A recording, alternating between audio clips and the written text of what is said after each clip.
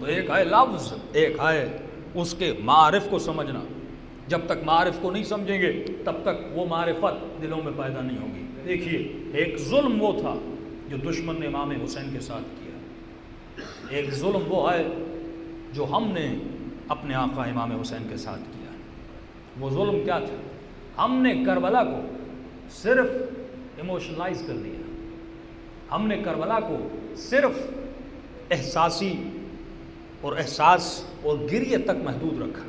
یعنی ہم نے کربلا کے لیے مرثیے لکھے، ہم نے کربلا کے لیے نوحے لکھی، ہم نے کربلا کے لیے ماتم کیا، اور ہم نے مجلس کو جس چیز تک محدود رکھا وہ یہی تھی۔ خطیب کا حل لب لباب یہ تھا کہ مجھے مجمع کو رلانا ہے، اور مجمع آتا اس لیے تھا کہ مجھے رونا ہے۔ یعنی جتنی بھی ہم نے کربلا کے کلچر سے چیزیں بنائیں یا لیں یا جو کر رہے ہیں، ان کا تعلق صرف ایموشن سے، احساسات تک ہے۔ یعنی مسائل مجھے وہ پڑھنے ہیں جس میں مجمع زیادہ سے زیادہ گریہ کرے، نوحہ مجھے بنانا ہے جس میں لوگ ماتم کریں۔ تمام تر چیزوں کا تعلق احساس سے تھا۔ یہ بھی ضروری تھا کیونکہ دنیا میں 3 قطرے پائے جاتے ہیں، ایک سیاہی کا قطرہ جسے قلم کہتے ہیں، ایک خون کا قطرہ، ایک حسین کے مجلس میں رونے والا قطرہ۔ سیاہی کا قطرہ بھی بہت ساری قوموں کے پاس، انگریزوں نے قلم کو بڑا استعمال کیا، بڑی کتابیں لکھی، بڑی دنیا میں علم کو پھیلایا۔ یہ قطرہ انگریزوں کے پاس بھی ہے، مسلمانوں کے پاس۔ خون کا قطرہ یہ بھی ہر قوم کے پاس، ہندو بھی اپنے وطن کے لیے مرتا ہے، یہودی بھی اپنے وطن کے لیے مرتا ہے، مسلم بھی اپنے وطن کے لیے جان کو دیتا ہے، خون کا قطرہ۔ لیکن ایک قطرہ تھا جو کسی قوم کے پاس نہیں ہے، اور یہ صرف پروردگار عالم نے شیعہ قوم کو دیا۔ وہ حسین کے گریے کا قطرہ تھا، وہ آقا حسین پر رونے کا قطرہ تھا۔ یعنی بڑی سی بڑی قوموں میں چلے جائیں، وہاں پیسے خرچ کیے جاتے ہنسانے کے لیے۔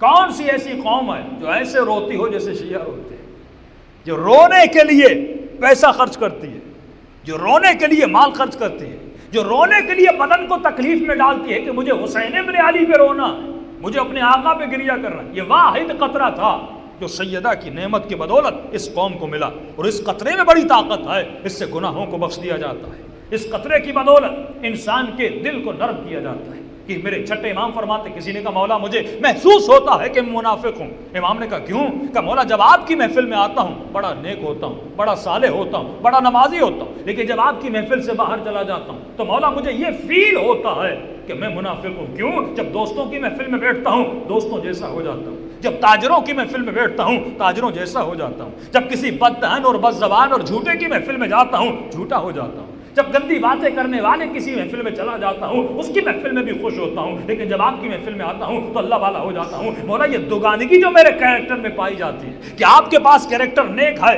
لیکن کسی اور محفل میں جاتا ہوں تو کریکٹر اور ہے، مجھے لگتا ہے کہ مولا میرے وجود میں نفاق ہے۔ امام فرماتے ہاں سچ ہے، یہ منافق کی نشانی ہے کہ کسی محفل میں کیسا ہے دوسری محفل میں کیسا ہے۔ کہ مولا اگر میں کبھی آپ سے بہت دور چلا جاؤں اور مجھے یہ پتہ لگانا ہو کہ اب بھی میرے دل میں، یا اب بھی میں آپ کے خیمے کے اندر ہوں، میں اب بھی آپ کے سائے کے نیچے ہوں، میں اب بھی میرے دل میں اہل بیت کی معرفت اور محبت ہے، کہیں ایسا نہ ہو میری روح بدن سے نکل جائے اور جب میں مر جاؤں تو مجھے پتا چلے میں آپ سے کتنا دور چلا گیا تھا، ہزاروں کو فاصلے پر میں آپ سے تھا۔ مولا کوئی ایسی نشانی تو بتا دیجئے جس سے مجھے پتا چل جائے کہ اللہ واقعا میں اہل بیت کے قریب ہوں۔ مولا ہمیشہ تو آپ کی محفل میں نہیں رہوں گا، ہمیشہ تو آپ کے قریب نہیں رہوں گا، کبھی بزنس کے سلسلے میں، کبھی سفر کے سلسلے میں میں آپ سے بہت دور چلا گیا۔ کوئی تو ایسی نشانی ہونی چاہیے، کوئی تو ایسا سائن ہونا چاہیے جس سے مجھے یہ پتا چلے کہ واقعا اب بھی میں اپنے مولا کے خیمے میں ہوں۔ امام فرماتے اس کی نشانی ہے ایک ہے۔ مولا وہ کون سی نشانی ہے؟ فرمایا وہ نشانی ہے قطرہ حسین ابن علی۔